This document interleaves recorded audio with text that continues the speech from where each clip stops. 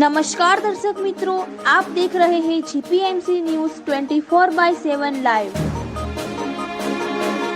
બોલિવૂડ અભિનેતા અને જાણીતા નિર્માતા શ્રી દેવ મેનારિયા તેમની આગામી દેશભક્તિ ફિલ્મ બિહુ અટેક પહેલા ભારતના સંરક્ષણ પ્રધાન શ્રી રાજનાથ સિંહને મળ્યા। આ વાતચીત દરમિયાન શ્રી દેવ મેનારિયાએ જણાવ્યું કે ફિલ્મના સમગ્ર ભારતમાં રિલીઝ માટેની તૈયારીઓ પૂરજોશમાં ચાલી રહી છે।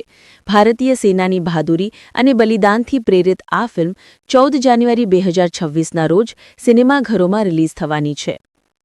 શ્રી દેવ મેનારિયાએ ખુલાસો કર્યો કે બિહુ અટેકનું મોટા પ્રમાણમાં શૂટિંગ કાશ્મીર અને આસામમાં કરવામાં આવ્યું છે, જેમાં ભારતની કુદરતી સુંદરતા અને તેના સૈનિકોની બહાદુરીનો સાર દર્શાવવામાં આવ્યો છે। આ પ્રોજેક્ટમાં ઘણા પ્રખ્યાત બોલિવૂડ કલાકારો છે, જેમણે આ શક્તિશાળી વાર્તાને જીવંત બનાવવા માટે ખૂબ જ પ્રયત્નો કર્યા છે।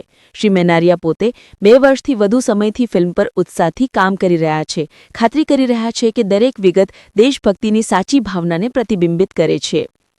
ફિલ્મને ભવ્ય સફળતા અપાવવાના પ્રયાસમાં શ્રી દેવ મેનારિયાએ ગુજરાતના મુખ્યમંત્રી શ્રી ભૂપેન્દ્ર પટેલ અને રાજસ્થાનના મુખ્યમંત્રી શ્રી ભજનલાલ શર્માને પણ મળ્યા છે।